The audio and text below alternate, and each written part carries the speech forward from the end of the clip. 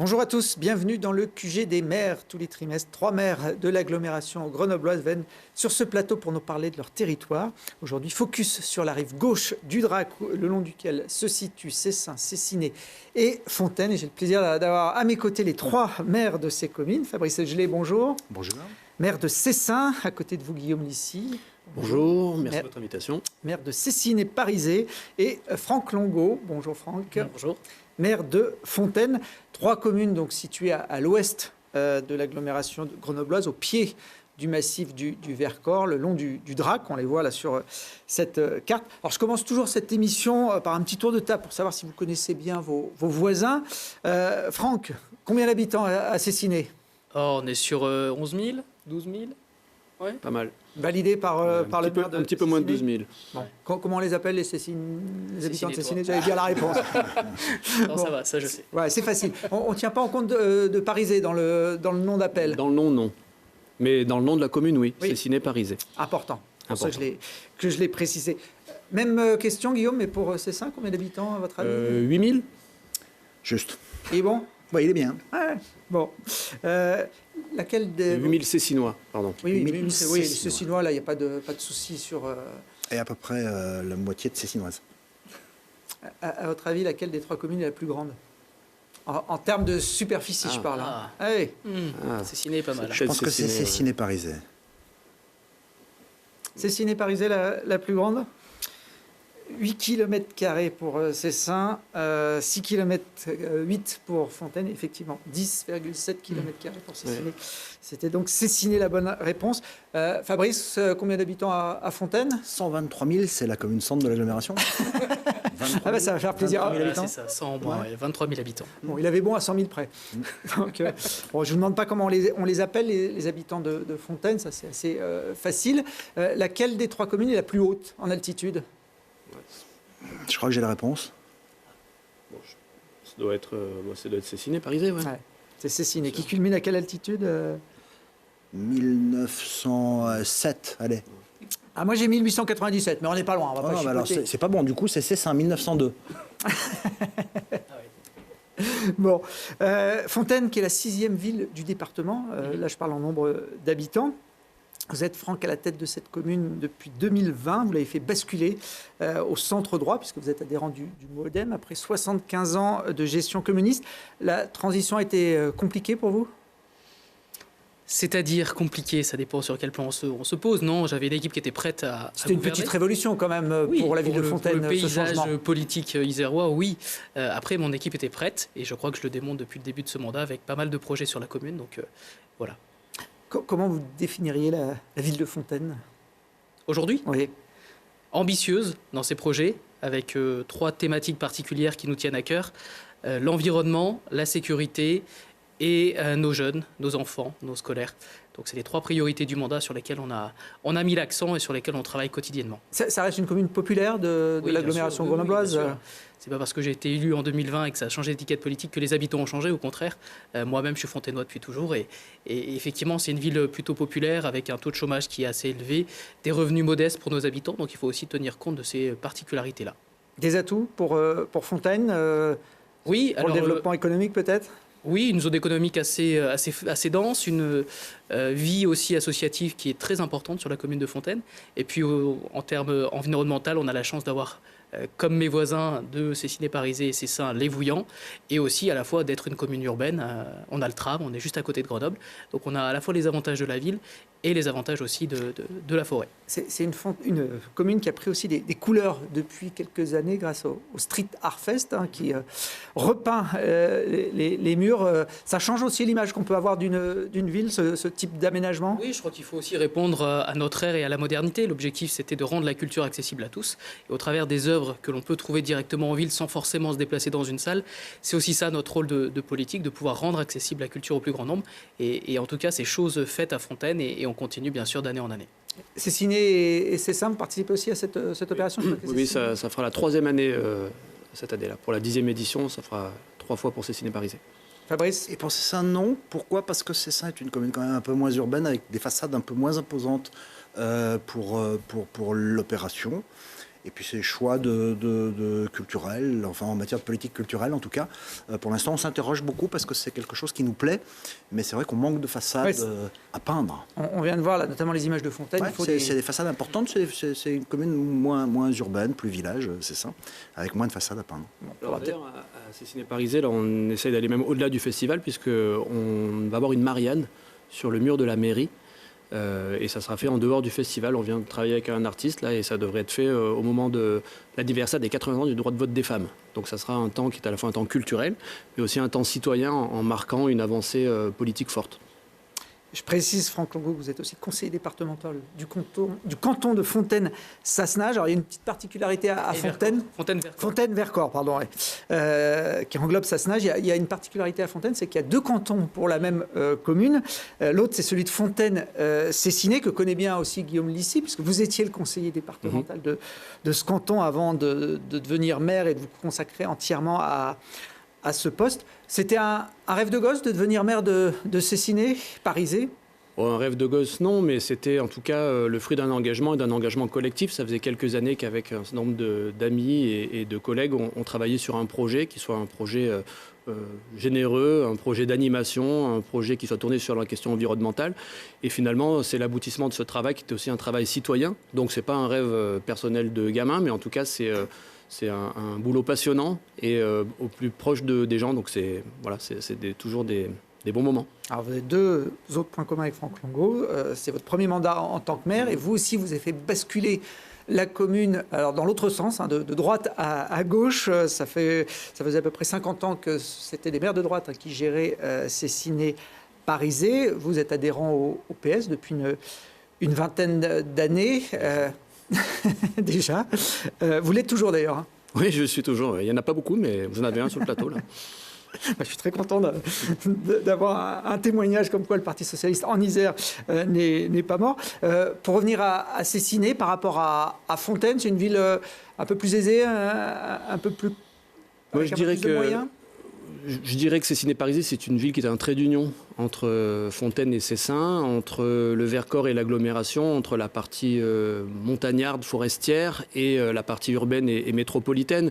Et Cessiné-Parisé, c'est une ville qui est une ville très mixte, avec des quartiers un peu populaires, et puis une population aussi parfois aisée, notamment sur les coteaux. Donc on a la chance d'avoir une grande mixité, et je crois que c'est une richesse.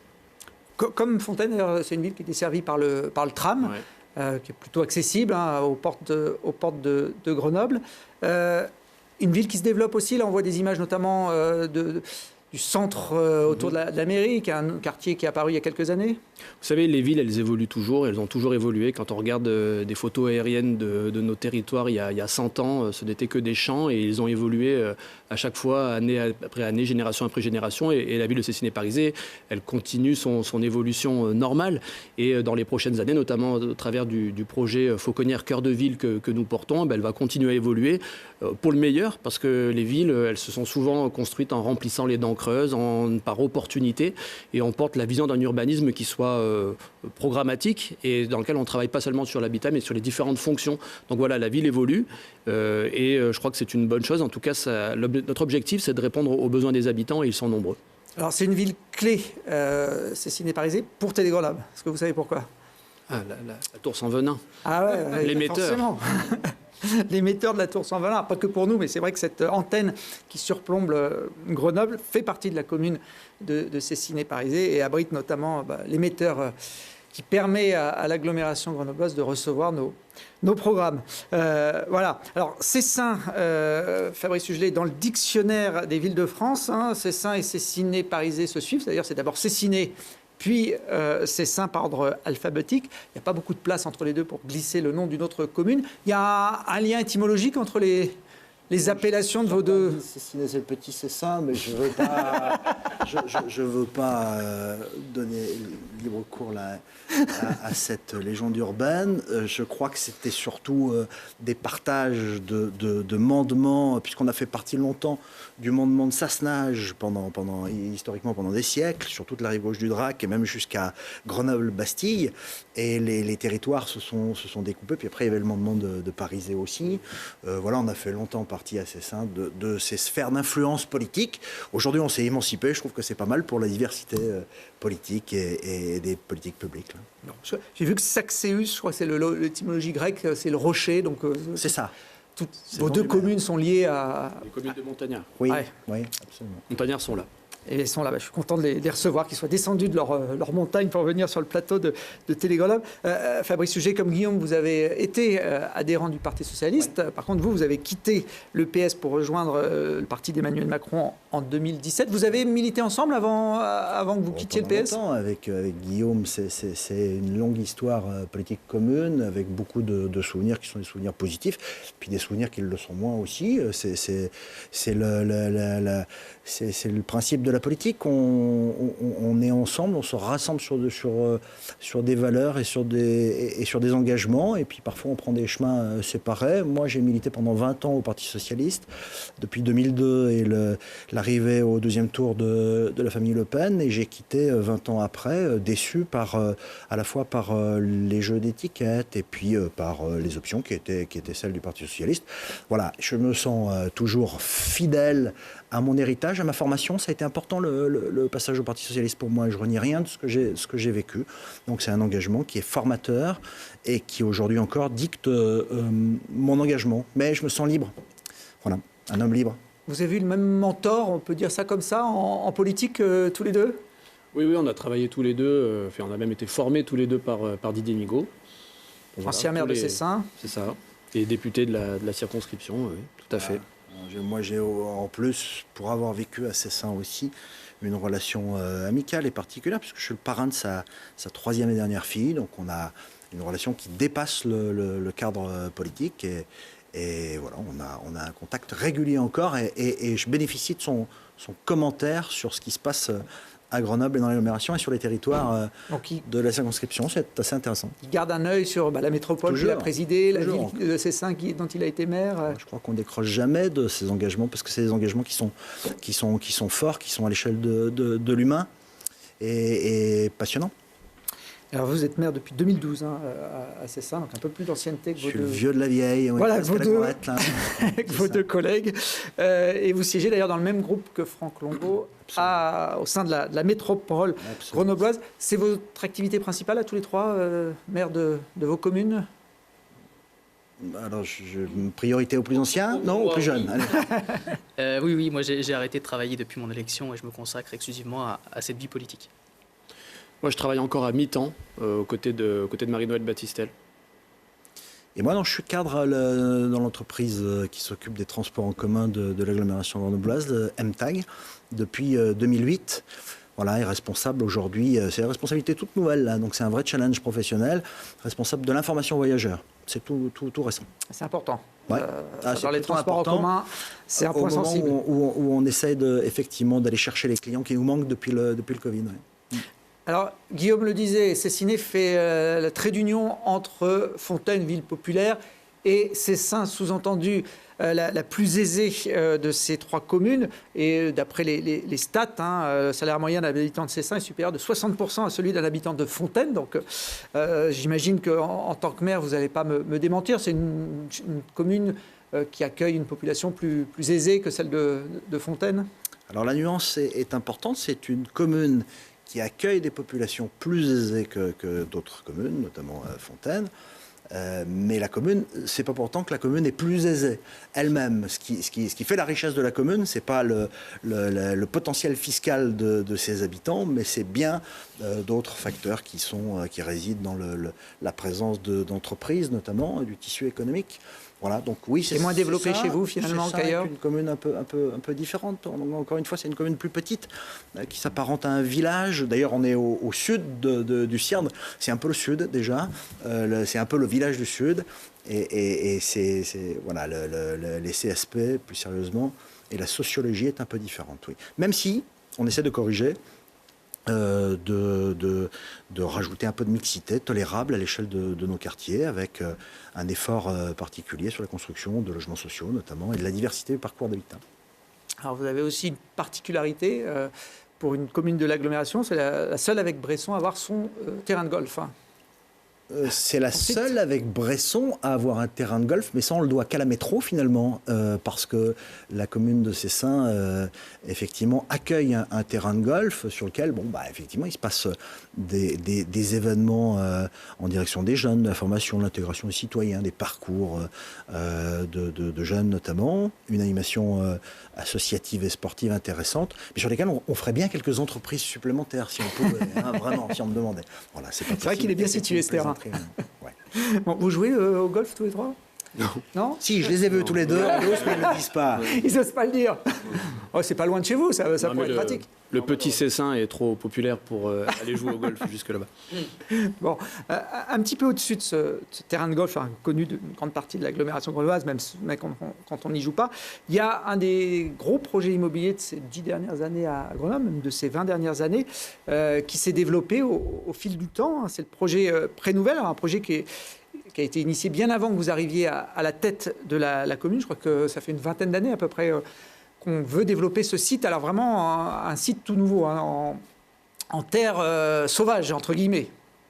Alors, c'est même bien plus que ça, puisque les premières traces de l'aménagement du quartier de Prénouvelle sur ces coteaux, sur cette vallée perchée, en réalité, entre Comboire et Moucherotte, remonte à 1980. C'est le premier poste voilà.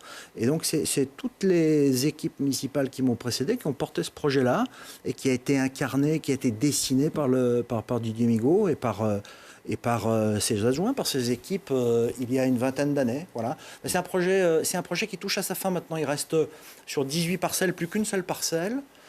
C'est un projet dont véritablement on aura du mal à trouver l'équivalent en termes de faiblesse de la densité, puisqu'on a 16 hectares, 550 logements, donc ça fait à peu près 35 logements à l'hectare. Je crois qu'il n'y aura pas beaucoup de projets dans l'agglomération qui porteront une densité aussi faible.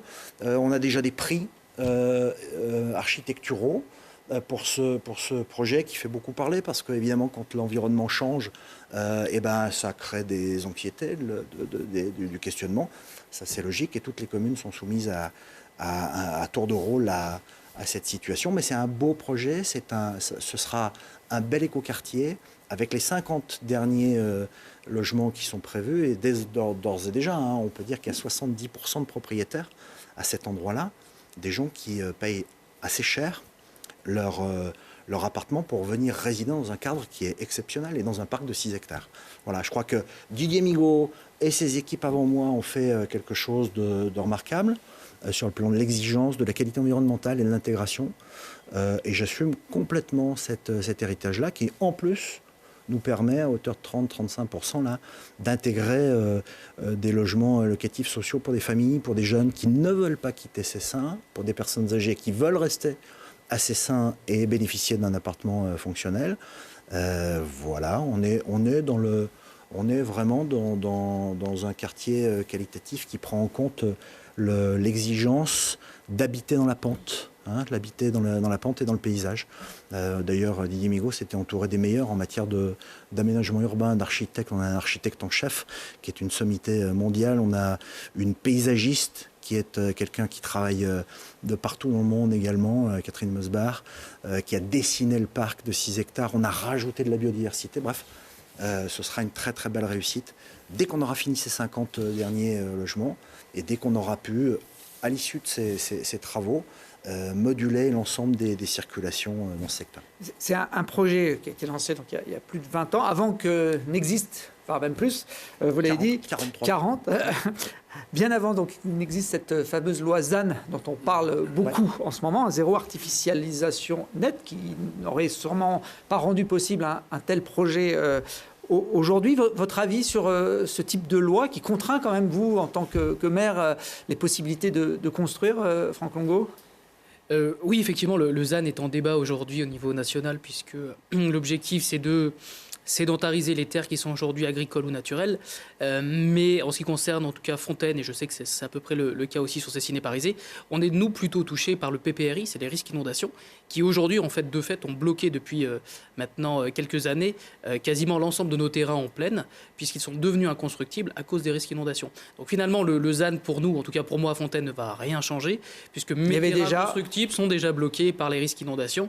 Et c'est un vrai sujet pour nous, puisqu'on est des communes urbaines. C'est plutôt là qu'on doit construire. Hein. C'est le sens de l'histoire qui veut qu'on développe plutôt les villes et qu'on préserve les terres forestières et agricoles.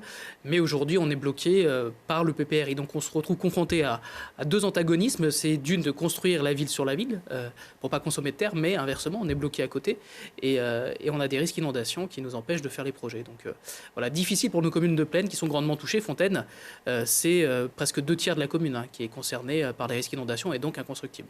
Une contrainte d'être si proche du Drac, Guillaume Lissi C'est une contrainte réglementaire forte. Franck vient de le dire, on a effectivement les mêmes difficultés et parfois dans le dialogue que nous pouvons avoir avec l'État il y a des obligations qui sont un peu contradictoires. Alors, on nous demande de construire, notamment des logements sociaux, et il faut le faire, Fabrice l'a très bien dit. En même temps, on nous impose de ne pas faire. Donc il faut être inventif. Et le terme un peu à la mode, c'est la résilience, c'est-à-dire le risque existe, on en a bien conscience et on s'adapte pour construire, pour lui faire face et pour apporter des constructions qui répondent à ces enjeux. Donc c'est très important. Et je me vais de rebondir sur la question du ZAN, qui est quand même une préoccupation importante sur des communes qui ont 80%, en tout cas pour la mienne, 80% de parties forestières et agricole. On vient d'adopter avec un certain nombre de communes un PAEN qui est un projet de protection des patrimoines naturels, agricoles et forestiers. Et l'objectif pour nous, c'est effectivement de construire là où c'est urbanisé, avec du renouvellement urbain, en faisant en sorte que la ville qui a été souvent construite avec beaucoup de béton, elle puisse aussi avoir de la densité, mais également beaucoup plus d'espace naturel, et puis faire en sorte qu'on sanctuarise, parce qu'effectivement, se dire qu'on continue de miter et d'avoir des maisons individuelles qui s'étendent à perte de vue, comme parfois dans le Grésivaudan, l'enjeu environnemental, il est très fort. On a la chance d'avoir dans nos communes des infrastructures, des transports en commun, vous avez parlé du tram tout à l'heure. Je crois qu'il faut que les gens habitent à côté de cela, avec des densités qui soient maîtrisées, acceptables. Mais voilà, c'est ici qu'on doit pouvoir faire vivre la ville de demain. J'ai vu que malgré la pression foncière, il y a quand même des terres agricoles importantes, notamment sur la commune de Cessin. Vous avez des agriculteurs qui exploitent les terres de la commune. Oui, Guillaume vient de parler du PAEN, c'est-à-dire du plan de protection des terres agricoles et naturelles là, sur nos communes. On vient d'adopter à la métro le PAEN et le soutien au PAEN de la rive gauche du Drac. On était faisait partie des communes moteurs à Cessin. J'ai un petit peu d'antériorité sur mes collègues maires ici présents, sur la volonté de remembrer et de reloger et de réaccueillir des agriculteurs. En 2000, sur la commune de Cessin, le dernier agriculteur a pris sa retraite. Et aujourd'hui, en 2023, on est à une douzaine d'agriculteurs qui sont à l'œuvre sur nos coteaux. Voilà, c'est dire le chemin parcouru. Et donc, ça passe par le renforcement véritablement du confortement, en tout cas, de ces espaces agricoles et naturels.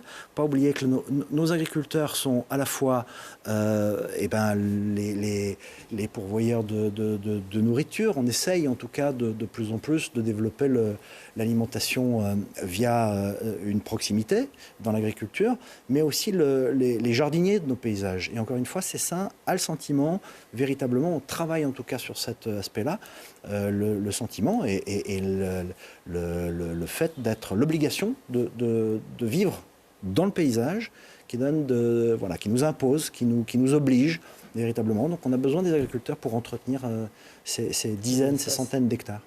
Préserver l'environnement, le cadre de vie, tout en construisant suffisamment de logements, et notamment de logements sociaux. C'est un casse-tête, j'imagine, pour les maires que vous êtes. Guillaume Lissi, la ville de Cessiné, ce n'est pas la seule, et en dessous des seuils fixés par l'État, notamment sur les logements sociaux. Oui, on est très en dessous. Je crois qu'on est le plus mauvais élève de l'agglomération. La loi... Je n'osais pas le dire. Non, mais vous pouvez le dire.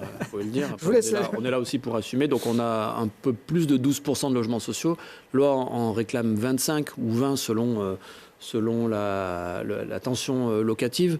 Et c'est un défi parce qu'il faut à la fois être capable de répondre. Et quand je dis répondre, Fabrice l'a très bien dit tout à l'heure, les logements sociaux, ça concerne 70% de la population. Ça concerne nos jeunes qui veulent se loger sur nos communes. Et puis, on va avoir un défi auquel répondre, c'est le vieillissement de la population. On sait que les baby-boomers deviennent des papy-boomers. Et nous, face à cela, il va falloir adapter nos villes à ce changement en termes de mobilité, en termes de logement, en termes de soins.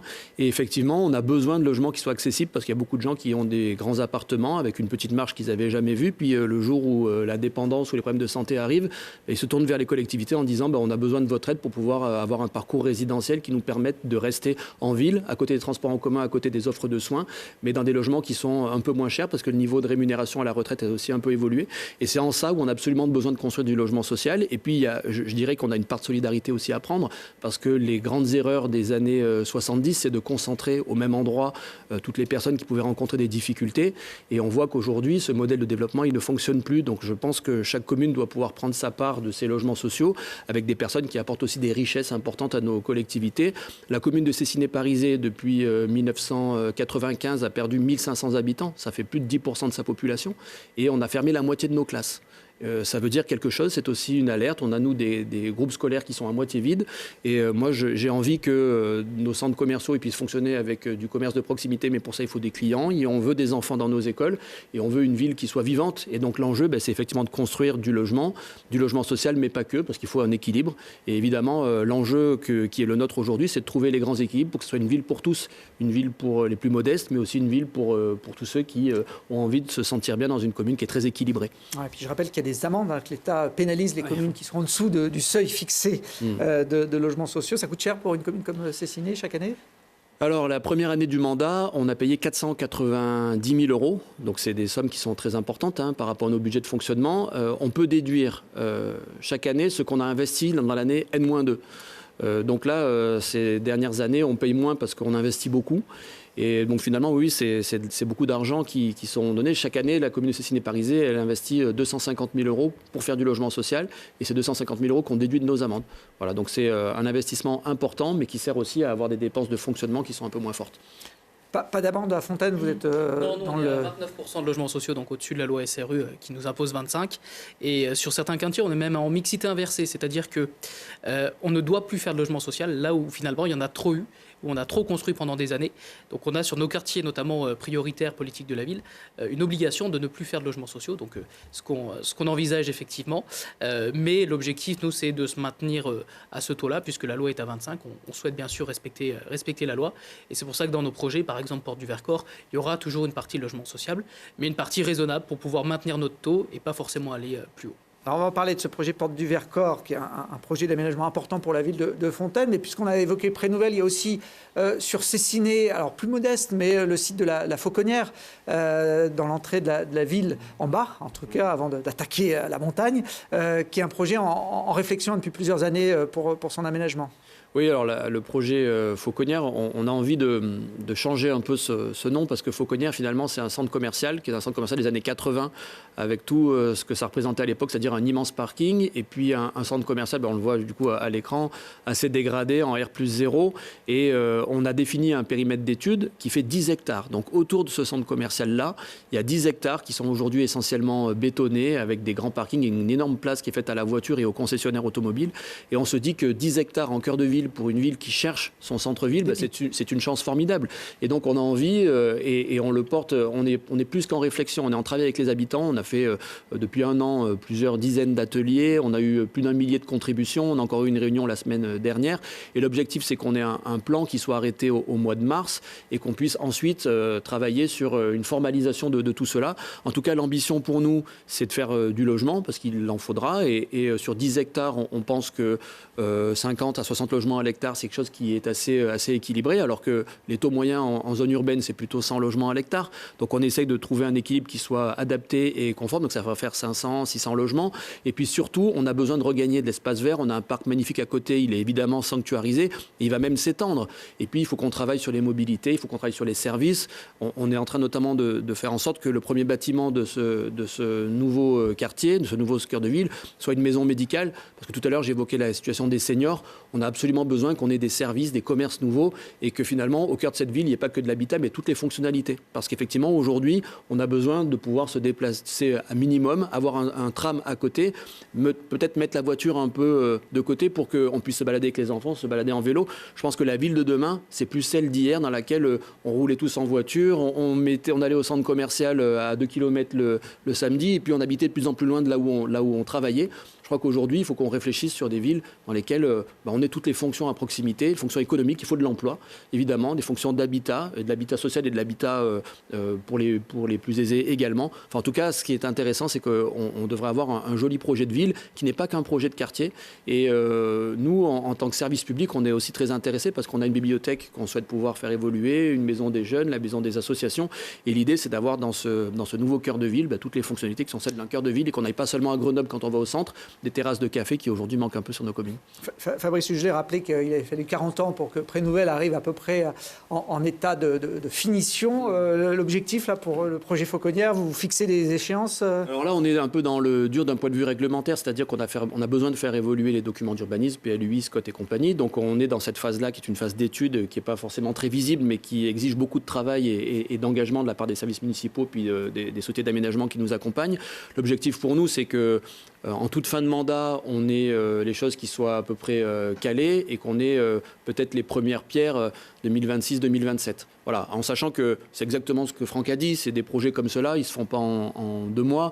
Et une fois qu'on a posé la première pierre, on est sur des rythmes qui sont assez lents et on est peut-être sur 50, 60 logements par an pendant quelques années, quoi. Donc on est sur quelque chose qui va faire part. Tout à l'heure, j'évoquais les évolutions que les villes elles connaissent automatiquement. Ça va être une évolution. Voilà. Aujourd'hui, on a notamment des concessionnaires. Demain, il y aura de l'habitat à cet endroit-là. Je crois qu'on peut s'en réjouir. Un autre projet d'ampleur dont on parle effectivement depuis plus de 10 ans, mais qui n'a pas encore vraiment commencé, vous l'avez évoqué, c'est les portes du Vercors, qui est un projet encore plus ambitieux en termes de logement que celui de Prénouvelle ou que celui de la Fauconnière. Franck Longon, on en est où de ce projet Finalement, on avance, puisque effectivement, on est parti il y a quand même quelques années sur ce projet-là. 2011, j'avais vu, moi, pour les premiers... Et par exemple, vous avez des travaux en ce moment même sur Fontaine pour la création d'un parc. C'est vraiment les premiers travaux, c'est 2 hectares avec 80 arbres qui vont être plantés sur la partie où il y avait le Drac Ouest à l'époque. Cette boîte de nuit fameuse. Je vois très bien. Ou le Magique. Et donc là, on recrée sur ce terrain-là un parc, un espace vert qui va donner accès au parc de la Poya. Et effectivement, donc on a lancé les premiers lots à construire. Donc on a des candidats, des promoteurs qui ont candidaté. Et donc les dépôts de permis devraient arriver en 2024, une fois qu'on aura sélectionné les candidats. Et donc début des constructions qui peuvent avoir lieu entre fin 2024 et début 2025. Donc effectivement, le projet est lancé, les premiers îlots... on voit là, pour ceux qui ne situent pas l'ancien Drac Ouest. Vous avez Casino et le parking devant. Donc sur la gauche était le Drac Ouest et sur la droite est la partie porte du Vercors. Aujourd'hui, vous avez, alors vous voyez quelques arbres, mais on a beaucoup de béton en réalité, puisqu'il y avait des entreprises avec des transports de camions qui étaient stationnés sur cette zone porte du Vercors. Donc aujourd'hui, c'est plutôt une friche mais bétonnée. Donc l'objectif, c'est aussi de faire 40% d'espace vert dans porte du Vercors, donc d'être quand même ambitieux. Là, on le voit d'ailleurs sur les images, donc beaucoup d'espace vert et du logement de qualité, c'est ce qu'on veut.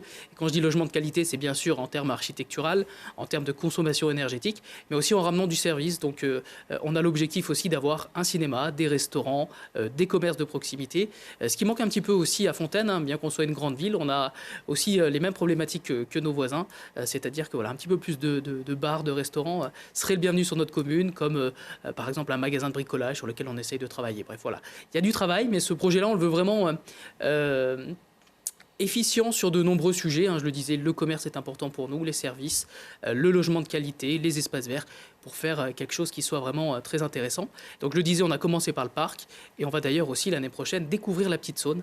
Donc c'est aussi un des beaux enjeux du projet, c'est-à-dire que les ruisseaux qu'on avait couverts il y a quelques années en bétonnant par-dessus et en mettant des routes, et bien finalement on les réouvre aujourd'hui à l'air libre et donc on va planter aussi encore des arbres le long de ce ruisseau-là. Donc voilà, vraiment faire un quartier attractif et de qualité pour Fontaine, puisqu'on a beaucoup de logements vieillissants et je crois qu'aujourd'hui quand on parle de mixité, c'est aussi faire de la qualité, puisque sur notre commune en tout cas, nous en manquons. C'est un quartier en devenir qui devrait en plus être desservi d'ici quelques années par un transport en commun un peu inédit sur l'agglomération grenobloise. Pour l'instant, je parle au conditionnel. C'est ce projet de câble entre Saint-Martin-le-Vinoux et Fontaine dont on parle aussi depuis très longtemps, une dizaine d'années. Il y a une enquête publique qui se déroule en cette fin d'année, qui est une des dernières étapes normalement avant que le projet puisse se lancer concrètement. Vous craignez le verdict de l'État à la suite de cette enquête publique, Franck Langereau? Vous êtes favorable à ce transport en commun? Justement, je parlais du projet Porte du Vercors et je crois que le câble s'inscrit parfaitement dans ce projet-là. Et en réalité, ce n'est pas seulement le câble, on parle d'un pôle d'échange multimodal.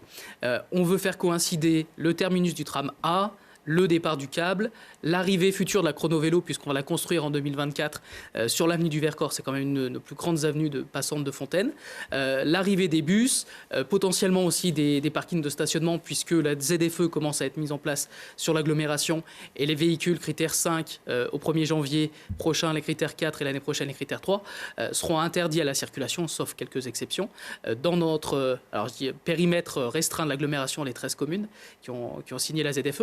Donc un vrai pôle d'échange multimodal, donc c'est pas seulement le câble qui se joue, c'est un pôle d'attractivité qui est vraiment en lien avec Porte du Vercors et l'ensemble des services de Porte du Vercors. Effectivement, aujourd'hui, on est dans l'enquête publique, c'est-à-dire qu'on a 3 enquêteurs qui sont nommés, qui étudient les avantages et les inconvénients du projet.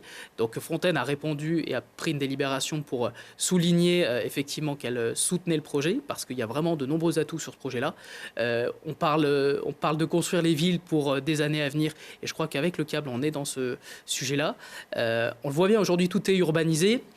Faire du tram, ça coûte cher. Rajouter des bus ou de la circulation sur une agglo qui est quand même congestionnée, c'est pas non plus la solution. Et je trouve qu'un moyen de transport par câble aérien, c'est-à-dire qui consomme très peu d'espace au sol, on va pouvoir quand même préserver la plupart de nos terres agricoles, et je pense par exemple du côté Sassenage où aujourd'hui c'est pas encore construit, et avoir quelque chose qui soit aussi en termes de coût moins cher qu'un tram au mètre et au kilomètre, et pouvoir aussi avoir quelque chose qui soit vraiment très attractif. Et on construit, je pense, ce projet-là pour des dizaines voire centaines d'années, et je crois que c'est important de le dire. Il y a un vrai intérêt à relier, on le voit là sur l'image, les 3 trams, le A, le B, le E, à franchir également des obstacles importants. Vous le voyez, on a à la fois le Drac et l'Isère, mais également l'autoroute à franchir. Et on le sait bien, la presqu'île qui est en train de se développer, c'est une bonne chose aussi pour notre territoire, mais amène de nombreuses personnes à circuler en fait entre la presqu'île, Fontaine, Saint-Martin-le-Vinoux. Et c'est pas seulement ces communes-là qui sont impactées, c'est vraiment l'ensemble des autres communes. Et c'est pour ça que mes collègues aussi de la rive gauche ont été aussi amenés à se prononcer, puisque c'est un maillage de transport qui va s'ajouter à tout le reste, au chrono-vélo, aux bus qui vont pouvoir se développer pour relier aussi l'ensemble des communes, voire même plus loin, le Vercors, le Pays Voironnais. Donc c'est le câble, c'est un élément parmi tant d'autres qui renforce ce maillage. On parle de se passer de plus en plus de la voiture parce qu'on sait que ça crée des pollutions, puis ça coûte de plus en plus cher aussi à nos habitants pour se déplacer. Et bien là, on a une solution qui est moderne, qui est écologique et qui doit permettre à l'échelle de notre agglomération de favoriser les modes de déplacement. Alors, on a compris que vous étiez convaincu par le projet. Ce n'est pas le cas de tous les maires concernés. Grenoble et Sassenage se sont clairement positionnés contre. Saint-Égrève, on ne peut pas dire qu'ils soient franchement pour. Cessigny a dû aussi se positionner en tant que commune limitrophe. Guillaume Lissy. Oui, on s'est positionné, on a donné un avis favorable avec quelques réserves. Moi, je souscris à ce qui vient d'être dit sur la nécessité de développer au maximum les transports en commun, parce qu'effectivement, on s'aperçoit que la place de la voiture, en termes de congestion, en termes de pollution, en termes de santé publique, on en est à prendre des réglementations de ZFE dans lesquelles on interdit aux gens de prendre leur voiture. Et pourquoi pas? Mais la seule condition, c'est qu'on fasse des propositions alternatives. Et pour qu'on fasse de l'alternative, il faut du transport en commun qui soit de qualité, qui soit en site propre, qui soit fiable, qui soit régulier, qui soit accessible en termes de coût. Ça, c'est fondamental. Et donc, tous les projets d'infrastructure en transport en commun, on l'a vu à Cessigny-Parisais avec l'arrivée du tram C il y a une quinzaine d'années, ça a changé complètement le rapport des habitants à la mobilité. Et aujourd'hui, il n'y a plus un Cessignétois et plus un Cessinois non plus qui vont en ville à Grenoble avec leur voiture. Ils prennent le tram et ils y sont immédiatement. Et donc, il faut qu'on travaille sur ces fonctionnalités. Alors, pour autant, aucun projet n'est parfait et chaque projet mérite d'avoir des nuances, des améliorations. Et donc, nous, on a fait un certain nombre de réserves, notamment par rapport à la compensation des espaces naturels qui pourraient être un peu entamés, et puis par rapport à la question de la desserte de cette mobilité nouvelle. Nous, à Cessigny-Parisais, on est desservi par un chrono qui est C6. Et sur ce chrono, on est en difficulté parce qu'on a peur que l'arrivée du câble nous interdise que la suite change son trajet. Donc on a demandé à ce que ce soit mis en place. Et puis en termes de desserte par rapport au vélo, on a également demandé à avoir des accès qui soient confirmés. Donc moi je pense que le projet du câble est une première bonne idée. Mais cette première bonne idée, elle n'a de sens que si on réfléchit à la deuxième, c'est-à-dire le lien avec notamment le plateau du Vercors, et peut-être que le conseiller départemental du canton de Villard-de-Lans pourrait le dire. Mais finalement, on a essayé il y a quelques années de faire un premier barreau pour desservir le plateau. Ça ne s'est pas fait, peut-être pour une question de méthode et d'approche. Peut-être que celui-là, il aura du sens si on fait le lien entre ce barreau sur la rive gauche du Drac. Ce sont les images du projet que vous évoquez, il y a une quinzaine d'années. Alors après, il mérite certainement d'être revu aujourd'hui parce que c'est vrai que ça ne correspond pas du tout à l'identité, notamment de Saint-Nizier du Moucherotte. Je parle de Saint-Nizier, vous savez que c'est Ciné-Parisé et le fruit de la scission entre Saint-Nizier du Moucherotte et Parisé. Et donc je me permets de parler en solidarité avec nos amis de Saint-Nizier. Voilà, il faut aussi que ce projet-là les respecte, mais il me semble que c'est important d'un point de vue économique et en termes de qualité de vie je sais qu'avec Fabrice, par exemple, on prend tous les jours 10 000 véhicules jour qui descendent du plateau du Vercors, qui traversent les hameaux qui sont sur nos coteaux. Et on a besoin d'offrir une alternative aussi, parce qu'on ne peut pas dire aux gens ne prenez pas leur voiture si on ne fait pas de projet d'infrastructure. Donc voilà, donc nous, on est plutôt favorable au projet en lui-même. Il y a des ajustements et on les a affirmés dans une délibération qui a été transmise à la métropole et puis au SMAG. Qu'en pense le cadre de MTAG de ce projet de... À votre avis, est-ce qu'il peut être contre les transports ? Est-ce qu'il y a conflit d'intérêt ? Si entre le maire et je ne voterai pas. On est très vigilants sur ces sujets-là, notamment à la métro. Évidemment que le cadre de MTAG depuis 15 ans ne va pas porter une voix négative ou contre le câble. Ça paraît tellement être une évidence. Alors pour toutes les raisons qu'ont rappelé les collègues, mais aussi parce que l'agglomération grenobloise, on l'oublie trop souvent, c'est la seule agglomération de montagne de France. Donc c'est aussi une signature, c'est aussi le câble, avec un acteur comme Pomagalski, c'est aussi l'emploi qui est en jeu, c'est aussi l'économie, c'est aussi l'attractivité et la signature et la visibilité de notre agglomération. On a besoin du câble dans une agglomération qui est hyper attractive sur le plan de l'emploi, qui n'est pas extensible parce que les montagnes, on ne peut pas les repousser. On a besoin de solutions innovantes. On sait que le tram coûte extrêmement cher, 30 millions d'euros au kilomètre, et encore plus cher quand il y a des obstacles naturels à franchir, comme le Drac, l'Isère, les buttes, les montagnes, etc.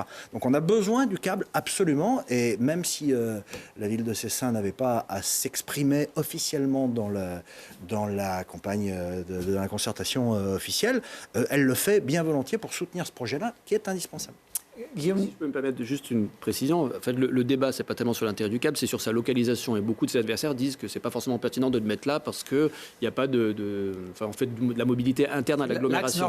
Mais finalement, si demain on posait un câble en complément sur l'entrée du Voironnais et l'entrée du Grésivaudan et le Sud-Isère, ça aurait vraiment une pertinence forte. Alors voilà, ceux qui en sont les opposants disent que ça coûte très cher par rapport à la population desservie. Mais les nouveaux quartiers qui ont été évoqués tout à l'heure, ça donne un sens. Mais vraiment, il faut aussi l'outil est important, utile, il faut regarder où on peut l'utiliser. Ça, c'est un maillage qu'on doit avoir sur les autres mobilités aussi. Guillaume le disait, pour Cessinet-Parisé, c'est important d'avoir les bus, la chrono-vélo, mais c'est aussi important pour Fontaine d'avoir cet axe vélo qui fasse Sassenage, Fontaine, Cessinet-Parisé jusqu'à Cessin pour pouvoir développer l'ensemble des mobilités, puisque celui qui va prendre le câble demain, c'est pas forcément l'habitant de Fontaine, c'est peut-être celui qui est en vélo à Cessinet, qui va devoir venir en vélo, qui va pouvoir mettre son vélo dans le câble, qui va s'arrêter à la presqu'île, qui va peut-être même réutiliser un autre moyen de transport juste après. Donc en fait, c'est un maillage dans énormément de mobilités qui doivent s'intégrer les unes aux autres. Donc c'est pour ça qu'il est important, il ne doit pas seulement se raisonner sur je pars de Fontaine et j'arrive à Saint-Martin-le-Vignoux où je m'arrête au milieu à la presqu'île. C'est vraiment un maillage complet. Alors pour l'instant, c'est ce câble Fontaine-Saint-Martin-le-Vignoux. Après, il y aura sûrement des discussions pour son avenir dans les prochaines années, mais je crois que c'est vraiment une bonne idée, en tout cas pour l'agglomération et son maillage aujourd'hui. On verra si le projet s'étend au Vercors comme le suggérait Guillaume Lissy, Fabrice. Oui, et puis je rappelle qu'on vient de signer ou d'entendre parler d'un accord un accord historique au niveau de la COP 30. la 28, 28. pardon, on y est Vous pas encore, anticipez mais un peu, à l'horizon, à l'horizon des années 30, il est important aussi de pouvoir porter des symboles qui sont forts, des symboles d'aménagement. Je crois qu'il y a un certain nombre d'agglomérations qui ont déjà des câbles qui sont en fonctionnement. Encore une fois, l'agglomération grenobloise, seul agglo de montagne de France, voilà, comme d'autres en Autriche ou en Norvège, etc., se doit absolument de porter ce type de projet-là. Et encore une fois, parce qu'on a un acteur de l'emploi, de la montagne, qui est un acteur majeur dans le monde, quoi.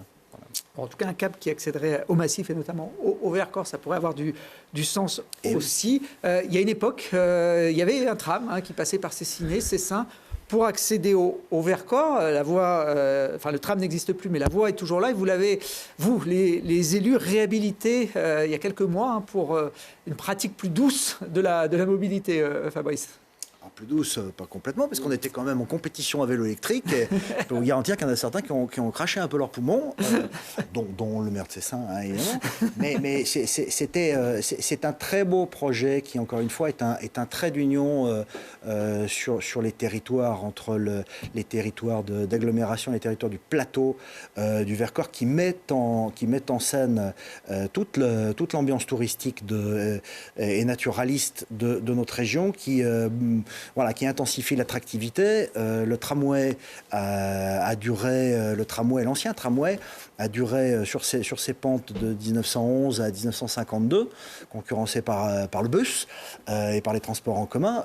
Il est temps de remettre à jour cette infrastructure qui est une infrastructure, une ligne de transition à la fois touristique, piétonne, écologique, cycliste, sportive. C'est encore un très très beau projet porté par l'ensemble des territoires. Ouais. On incite ceux qui n'ont pas encore découvert cette voie verte qui mène sur le plateau de Saint-Nizier à y aller. Elle passe dans le parc des Vouillans, le bois des Vouillans, je ne sais pas comment on peut appeler cet espace naturel assez particulier que vous partagez tous les deux à cheval entre Cessiné, Parisé et Fontaine. C'est une gestion communale ou c'est la métropole qui a la charge de cet espace, Franck Langot ? Un peu des deux. On a un comité de site pour le bois des Vouillans qui se réunit de temps en temps, mais effectivement une part aussi de décision communale qui appartient, surtout pour la ville de Fontaine, qui est propriétaire d'une partie du parc directement, du parc, mais c'est plutôt forêt en réalité. Donc voilà, sur les terrains communaux, effectivement, la ville décide comment elle les aménage et ce qu'elle en fait.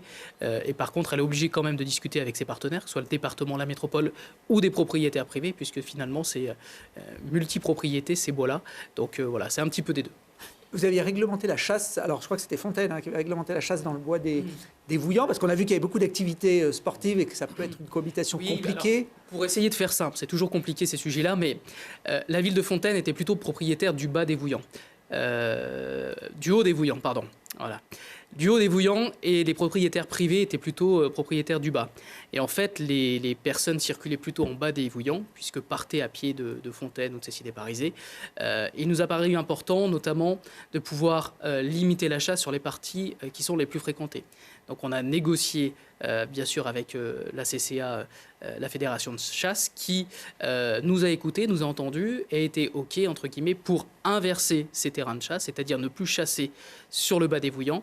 En échange, la ville de Fontaine autorisait, elle, sur ces terrains, le droit de chasse sur le haut des Vouillans, là où on a beaucoup moins de monde et où c'est beaucoup moins dangereux. Voilà, j'ai essayé de faire simple, c'est un peu plus complexe que ça selon les parcelles, selon les chemins, etc. Mais l'objectif, c'était de sécuriser les piétons, les vélos sur les bois des Vouillans, et la ville de Fontaine avait la chance, entre guillemets, d'avoir ses propres terrains qu'elle pouvait réglementer. Donc il y a eu une première phase où on a d'abord, nous, interdit sur le haut, mais après où on a négocié pour échanger le bas contre le haut. Alors, quand on se balade dans les Vouillans, c'est pas évident de savoir si on est à Fontaine ou Cessiné. La réglementation est différente, notamment pour la chasse, Guillaume Lissy, chez vous. Alors, ce qui est difficile, effectivement, Franck l'a dit, c'est que d'un point de vue réglementaire, on ne peut pas interdire la chasse. Parce que la loi l'impose et impose donne des obligations aux propriétaires privés ou publics. Et donc nous, sur les Vouillans, on est propriétaire de peu d'espaces publics. On a un bout de forêt à Poussebout qui est au pied des 3 Pucelles, mais globalement, il y a des propriétaires privés par centaines, des petits bouts de parcelles. Parfois, les gens ne savent même pas qu'ils ont un bout de forêt qui leur appartient. Et puis, il y a la métropole et le conseil départemental qui sont propriétaires. Donc, quand on va voir l'association de chasse pour demander à ce qu'effectivement, on a la même approche que Fontaine, on nous dit que c'est un peu compliqué. Donc ce qu'on essaye de faire, c'est d'être dans la discussion. Et on a pu travailler avec l'association communale de chasse agréée pour faire en sorte justement qu'on ne chasse pas à certains endroits et à certaines heures. Je pense notamment autour du désert Jacques Rousseau, du Préfort, qui sont quand même des lieux particulièrement fréquentés, notamment les week-ends. Donc la CCA a entendu cela et je veux d'ailleurs les en remercier parce que c'est un dialogue qui doit être un dialogue responsable et entre personnes intelligentes. Et je dois dire que sur les Vouillans, vous avez raison, hein, quand on se balade en ville, on sait quand on passe d'une ville à l'autre. Dans les Vouillans, c'est un peu différent et on ne sait pas si on est à Cessiné-Parisé ou à Fontaine. Et en termes de réglementation, il faut absolument qu'on soit cohérent. Donc on s'est vu dans les comités de site, on s'est vu un peu en aparté. On ne peut pas avoir 2 réglementations différentes simplement en passant d'un côté ou l'autre du chemin. Donc il faut que nous, avec nos associations de chasse, on ait un dialogue pour expliquer le plus clairement possible. Et puis quand je dis clairement possible, ce n'est pas seulement avec les chasseurs, parce qu'en fait on a beaucoup d'usagers. Et il y a parfois des tensions parce que les personnes qui escaladent, elles le font sur des voies qui sont parfois protégées. Et puis, il y a des gens qui sont en vélo et qui roulent très vite alors qu'il y a des piétons et des familles. Et donc, en fait, il y a des conflits d'usage qui, tout le temps, opposent les personnes. Et notre boulot, c'est notamment celui de la réglementation avec des moyens qui sont assez modestes pour assurer cet équilibre. Nos polices municipales, elles travaillent beaucoup dans la plaine par rapport à tout ce qu'on peut connaître. Et pourtant, il faut aussi qu'elles fassent du travail dans ces bois-là. Donc, il y a un vrai défi. En tout cas, ce qui est une richesse, et Fabrice l'a dit tout à l'heure, c'est que nos urbains, toutes les personnes qui habitent dans nos communes, elles ont, y compris celles qui sont dans des appartements sans forcément avoir de jardin, elles ont un jardin qui est le leur, c'est-à-dire qu'à pied de chez nous, on peut monter à la Tour Sanvenin et au-delà, à pied ou en vélo. Et c'est formidable parce que tous nos petits, ils ont un patrimoine naturel qui est sur nos 3 communes exceptionnel, quoi. Alors vous évoquez la police, parce que c'est aussi une des missions des maires de garantir la tranquillité publique de ses concitoyens. C'est un objectif qui n'est pas toujours le plus simple à remplir. Dans ce domaine, il y a des synergies qui existent entre vos communes. Cessin, Cessiné, je crois que vous avez mutualisé parfois les services de police municipale. Pour répondre, mais Guillaume dira sans doute la même chose que moi. On a commencé avant qu'il ne soit élu sur Cessiné-Parisé à mutualiser les polices municipales. Je crois qu'on a été la première police pluricommunale de l'agglomération grenobloise, c'est-à-dire plusieurs communes qui se réunissent pour mutualiser le service. Et sans mentir, je crois que c'est une des meilleures idées qu'on ait eues. Tant en termes de mutualisation des moyens, d'amplification de la présence sur le terrain, de formation, bref, de réponse aux attentes des populations et des quartiers. Voilà. En tout cas, en ce qui concerne le maire de Cessin, c'est une idée et une décision publique sur laquelle je ne reviendrai pas. Parce que véritablement, on a apporté un surcroît de service tout en étant véritablement très attentif à la dépense publique. Voilà, on a professionnalisé nos agents, on leur a permis d'être plus nombreux dans les véhicules de patrouille, donc en meilleure sécurité, d'être plus visibles aussi. Et aujourd'hui, les métiers qu'ils exercent, véritablement, ils les exercent de façon très, très professionnelle. Vous donniez aussi un peu de votre personne pour aider vos polices municipales. On regarde les plaques après, rien d'autre. Oui, non, mais moi je souscris effectivement à ce que vient de dire Fabrice. Ça a été décidé en 2017, je crois, ou 2015, donc avant qu'on soit élu. Mais il n'a jamais été question qu'on le remette en cause. Et puis même, on est allé plus loin, puisque le travail qui a été fait pour un local commun, sur lequel on avait eu quelques discussions, nous permet de renforcer encore le temps de présence et limiter le temps qui est celui forcément du bureau, des vestiaires et compagnie. Donc ouais, c'est une bonne chose. Et ce qui est d'autant plus important par rapport au travail qui est fait par la police pluricommunale, c'est le lien avec la gendarmerie nationale. Alors on a une situation un peu différente de celle de Fontaine. On a vraiment la chance d'avoir une brigade territoriale de gendarmerie qui fait Cessiné-Parisé. Cessin et Saint-Nizier-du-Moucherotte, qui fait vraiment un travail complémentaire avec ce que font les policiers municipaux, avec une présence de grande proximité, avec un lien qui est quotidien. Et puis les forces de gendarmerie sont là, notamment pour tout ce qui concerne les enquêtes et le judiciaire. Et donc on réussit à avoir un équilibre qui est important. On a des communes qui sont à la fois assez tranquilles, mais dans lesquelles forcément c'est le lot de toutes les grandes agglomérations. Il se passe toujours quelque chose. Donc on fait en sorte que les habitants de nos communes puissent être en sécurité. Et c'est une de nos priorités. Alors politiquement, on n'est pas forcément toujours en accord, mais je crois que dire que la sécurité est une priorité, c'est quelque chose qu'on peut avoir en commun et en partage. Franck Longo, vous l'avez dit en ouverture de cette émission, la sécurité, ça fait partie de vos priorités aussi à Fontaine. Et c'est vrai que la commune est réputée pour ces problèmes de délinquance. On a les armes quand on est maire d'une commune pour résoudre ce type de délinquance ? On peut notamment le trafic de drogue qui est assez présent sur votre commune. On donne les moyens. Moi, j'ai décidé effectivement de ne pas compter que sur la police nationale, puisque Fontaine est une ville de plus de 20 000 habitants, donc ne fait pas partie du réseau. Vous n'êtes pas la gendarmerie, vous c'est la police. Donc nous, c'est la police nationale. On a un poste de police nationale sur Fontaine. Mais j'ai décidé effectivement d'en faire une priorité, puisque le maire a quand même des pouvoirs. Donc j'ai décidé de les exercer, de mettre plus de moyens humains. Depuis le mois de septembre dernier, j'ai 2 policiers municipaux en plus. Donc aujourd'hui, j'ai 14 agents de police, j'ai 2 ASVP. J'ai mis en place, on a installé là, au mois de novembre, au mois de décembre, 30 caméras supplémentaires sur la ville de Fontaine. J'en ai 30 autres qui vont arriver en 2024. C'est presque 1 million d'euros d'investissement sur les caméras. J'ai l'année prochaine un chien policier qui arrive sur la commune, puisqu'on a formé à la fois un maître chien et un chien policier. On a acheté des nouveaux véhicules. On travaille pour moderniser le poste de police. On a augmenté les horaires, puisque sur les périodes d'été, de mai à septembre, j'ai mis la police municipale le dimanche, donc 7 jours sur 7, avec des horaires de fin jusqu'à minuit. Donc j'ai décidé de renforcer effectivement nos équipes de police municipale. Et comme nous l'avez dit, l'objectif, c'est aussi de changer l'image d'une commune qui peut-être dater d'il y a de nombreuses années, qui n'est plus forcément le cas aujourd'hui, puisque j'ai renforcé les moyens de sécurité. Et sur le terrain, ça se voit, on a eu les derniers chiffres. On a la chance d'avoir depuis quelques années une baisse de la délinquance. Donc on doit s'en féliciter. Et je pense que c'est aussi dû aux moyens que l'on souhaite mettre. Et je crois que effectivement, il faut lutter contre... alors nous, on a différents problèmes sur la commune. Hein. Ça peut être la circulation, les vitesses, le non-respect des feux, des stops. Vous avez parlé des trafics. Il y a aussi les dépôts sauvages qui sont importants. Tout le dérangement qui peut arriver aussi pour nos habitants. Et donc sur ces priorités-là, on a décidé d'agir. Mais comme je le dis toujours, il ne suffit pas de baisser les moins pour changer l'image d'une commune, il faut aussi ramener du positif.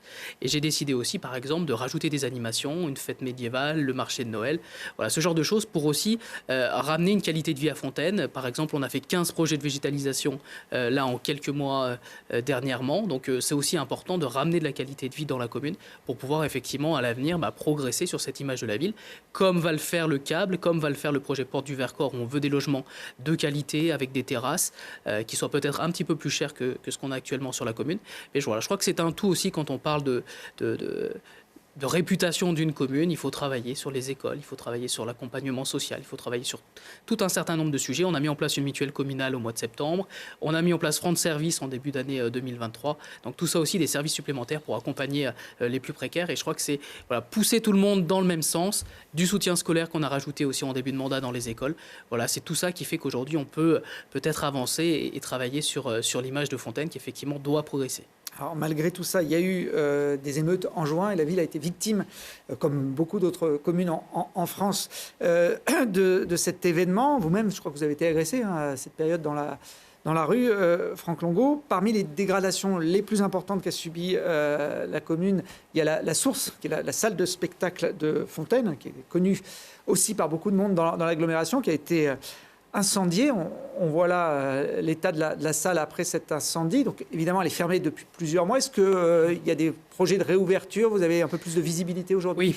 Alors la priorité, ça a été de réouvrir le plus vite possible notre école de musique. On a 370 enfants qui sont à l'école de musique, même un CRC, un centre à rayonnement communal. Et on a réussi à ouvrir après les vacances, là, début novembre. Donc depuis maintenant un bon mois, on a nos élèves qui ont pu reprendre les cours. Malheureusement, le hall est toujours fermé puisqu'on a quasiment 40 vitres. Vous le voyez, c'est des vitres faites sur mesure qui ont été cassées, qui menacent de s'effondrer sur le hall. Donc on a dû réorganiser les circulations dans l'équipement. Pour l'instant, la grande salle et les concerts n'ont pas recommencé. Je remercie d'ailleurs mes voisins qui ont accueilli des concerts. À l'Iliade notamment, Cécile a été solidaire avec sa salle de spectacle. À Grenoble aussi, on a pu faire des concerts délocalisés sur le parvis de la mairie, sur notre salée de Montvigne. On a essayé quand même de trouver des moyens pour que continue à vivre la culture. Donc la première étape de l'école de musique a été réalisée. La seconde étape, ça sera plutôt en début d'année pour la réouverture des concerts. On l'espère le plus tôt possible. Il y a encore un certain nombre de réparations à faire fin décembre, début janvier. Donc j'espère qu'on pourra annoncer une réouverture entre le mois de janvier et le mois de mars l'année prochaine.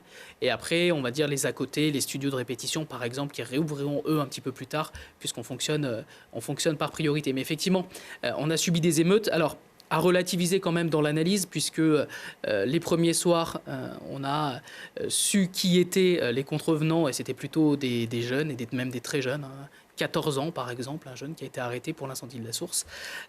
Donc je dirais que là, on est plutôt sur de la bêtise, on est plutôt sur un effet de groupe, de réseaux sociaux, où je pense qu'on peut encore agir au travers des familles, de la sensibilisation, des sanctions aussi. C'est pas parce qu'on est jeune qu'on n'a pas le droit d'être sanctionné. Je crois que c'était un petit peu différent dans les jours qui ont suivi. Effectivement, nous les élus, on s'est fait agresser, on a subi des tirs de mortier, mais là c'était plutôt des jeunes installés dans les banlieues, plutôt liés au trafic, on va dire entre 25 et 30 ans, qui ont commis des émeutes, comme à Grenoble par exemple, le pillage des magasins. On a vu que la délinquance a un peu évolué en fait en plusieurs jours.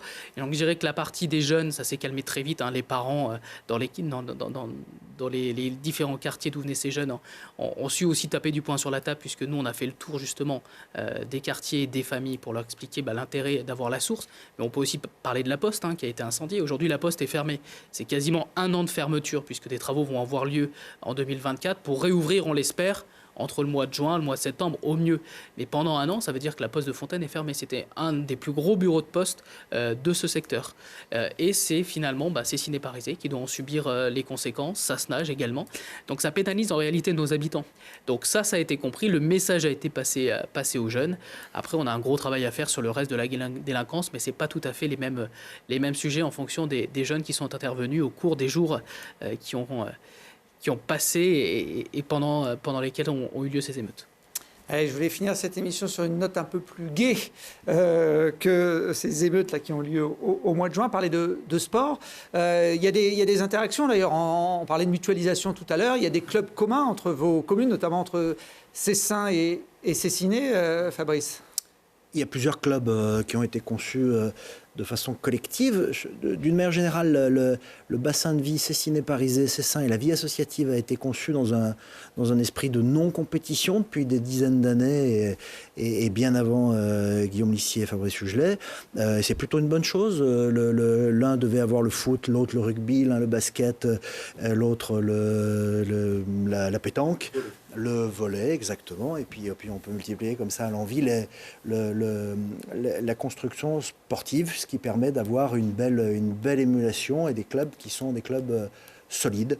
Voilà, sur la partie intercommunale. Après, ça n'empêche pas aussi la fierté du maire de Cessin là, sur les résultats de cette année sportive en matière de rugby, de foot, de volley. Alors, on voit des images du Vélodrome. Il y a un club, le C2S, Cessin, Cessiné cycliste, qui a formé de grands champions, qui aura peut-être encore un représentant aux Jeux Olympiques de Paris cet été, la personne de Ryan Elal, qui a dû faire ses premières armes sur ce vélodrome. C'est le seul avec celui des Bains dans l'agglo comme équipement. On parlait du golf, qui était aussi un peu une particularité de Cessin. C'est aussi une particularité de Cessin, le golf comme le vélodrome comme le golf. C'est une particularité dont on aimerait bien convaincre la métro que c'est un outil pour elle. Est-ce qu'il a besoin d'un petit coup de peinture? Il a besoin d'un coup de peinture, pas seulement un coup de peinture. Si c'était qu'un coup de peinture, on pourrait peut-être s'en accommoder, mais il a besoin d'un peu se rafraîchir, puisque le terrain, le vélodrome, qui est construit sur un terrain qui subit les affres de la transformation climatique et de l'effet gonflement sécheresse, est en train de subir un contre-coup climatique assez violent, et on aimerait bien construire avec la métro un projet qui soit un projet à l'échelle de la métropole, comme l'a écrit d'ailleurs la Convention citoyenne pour le climat, qui rappelait dans ces 246 propositions que le vélo et l'apprentissage du vélo auprès des jeunes devait être une priorité pour répondre justement aux émissions de gaz à effet de serre, à la circulation des voitures et pour proposer des solutions alternatives aux adultes, au-delà des transports en commun et du câble et du tram. Voilà. Donc c'est un très bel équipement, mais qui est, à mon avis, un équipement d'intérêt intercommunal, comme il en existe d'autres en matière de sport. Oui, vous êtes bien doté. À Sauciné, il y a des équipements qui tiennent la route. Oui, Alors, ils tiennent la route, mais il faut nous-mêmes tenir cette route. C'est-à-dire, c'est pas qu'un coup de peinture. Par exemple, le conseil municipal de lundi, là, on a entériné le lancement du projet de rénovation de la piscine, qui est un projet à 5 millions d'euros pour une commune dont le budget d'investissement chaque année c'est 2,5 millions. C'est un investissement qui est considérable et c'est pour nous une nécessité parce que c'est d'un point de vue économique 1 000 euros d'énergie par jour, accrochez-vous, par jour pour que ça puisse tourner. Et puis c'est un équipement qui date de 77 et donc qui est un gouffre énergétique, un gouffre financier et qui est pourtant une grande utilité puisque tous les scolaires de Cessiné-Parisé comme de Cessin, les collégiens de Cessiné-Parisé comme de Cessin et puis on a un club de sport également qui joue un rôle très important. Et nous, on a besoin là d'avoir un outil qui soit fiable. Alors, on s'engage sur une rénovation qui ne sera pas une rénovation à paillettes. On ne va pas passer au bassin olympique ou triple bassin avec des toboggans. Mais on veut pouvoir faire quelque chose de fiable qui nous permette justement aussi de répondre aux enjeux de réchauffement climatique parce que l'été, tout le monde ne part pas en vacances et on a besoin d'offrir la fraîcheur. Alors, je sais que Fontaine a une piscine qui est aussi très, très qualitative. Et donc là, l'intercommunalité, peut-être que... Bon, il faudra qu'on en discute. Non, il a peur. Non, même pas. Même pas peur. Non, mais bon, ceci dit, au-delà de la plaisanterie, on a le soutien de la métropole, on discute avec le département, il faudra qu'on ait une discussion avec l'État parce que l'apprentissage de la natation, notamment à l'école, c'est une obligation de l'État et on a besoin d'être soutenu. Et je pense que Franck me rejoindra.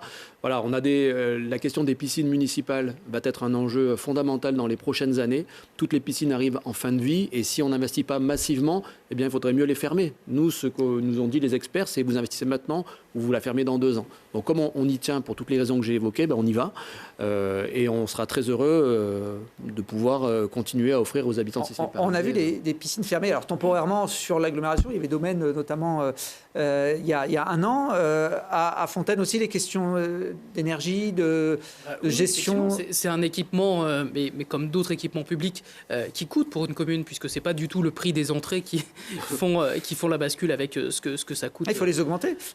Oui, mais c'est ce qu'a fait Fontaine. On est passé de 3 à 4 euros, mais c'est évidemment pas du tout le coût que ça peut coûter par habitant pour les communes. Et ce que dit Guillaume Lissim est vrai pour toutes les communes qui ont des piscines aujourd'hui, c'est que ça coûte de plus en plus cher parce que l'eau est de plus en plus chère à chauffer. Il faut chauffer les bâtiments. Il faut aussi des agents qui coûtent aussi avec le point d'indice de plus en plus cher. Et les équipements, malheureusement, sont vieillissants. Donc on se doit aussi d'investir. Et la ville de Fontaine vient de terminer un audit qui dit la même chose, qui dit qu'on doit investir un certain nombre de milliers d'euros chaque année pour pouvoir la maintenir en vie. Et effectivement, aujourd'hui, les budgets des communes ont plutôt tendance à se rétrécir. Et sur des équipements comme ça, qui ont vraiment une vocation, alors à la fois pour nos scolaires et à la fois aussi sur des bassins de vie, puisqu'on n'a pas seulement que des habitants de nos communes qui viennent dans nos piscines, peut-être que c'est un sujet effectivement dont la métro doit saisir. Alors, elle a fait petite partie du chemin, puisqu'elle met en place des enveloppes financières pour nous aider sur nos investissements, mais peut-être que le pas d'après, c'est la récupération, comme ça a été évoqué par Fabrice Hugelet sur des équipements un petit peu particuliers comme le vélodrome, de dire c'est des équipements qui peuvent être à vocation intercommunale, de pouvoir demain les faire piloter par la métropole. Donc effectivement, les piscines se posent à nous, peut-être qu'il faut faire plus de piscines intercommunales et c'est vers quoi on doit aller. En tout cas, notre obligation et ce que nous on essaie de faire en tant qu'élus, c'est de faire nager nos enfants, c'est vraiment notre priorité. Et comme le disait Guillaume, le but c'est pas de mettre des toboggans et faire de mettre des paillettes, c'est vraiment la base, apprendre la notation à nos enfants. Et c'est par exemple ce qu'a fait depuis le mois de septembre la ville de Fontaine, on a rajouté 2h30 de natation sur le cursus scolaire pour l'ensemble de nos enfants. Et ça nous paraît primordial puisque chaque été on voit que malheureusement à la mer, au lac, on a encore des enfants qui se noient malheureusement. Donc il faut qu'on aille vraiment sur cette pédagogie-là et c'est vraiment notre intérêt principal. Bon, Fabrice Hugelet, il a la solution pour ses équipements sportifs. Il fait jouer son équipe de foot au Stade des Alpes. Eh bien, ça procède justement d'un très très beau partenariat avec la métropole et je veux véritablement nous en féliciter et remercier le président de la métropole qui nous a accueillis dans le cadre des forfaits que la métropole peut jouer, des cartes qu'elle peut jouer sur cet équipement et en favorisant sur ce match-là véritablement le sport amateur et le foot amateur au plus haut niveau. 7e tour de la Coupe de France, c'était historique, en tout cas à Cessin. Ouais, pour un club de D1, c'était un club départemental. Je rappelle qu'à ce stade-là, il n'y avait plus que 3 clubs de D1 en France dans la compétition. Ça a été l'occasion d'une fête magnifique, du foot d'abord, qui trop souvent est entaché enfin le milieu des supporters au foot est entaché d'images négatives. Là, pour le coup,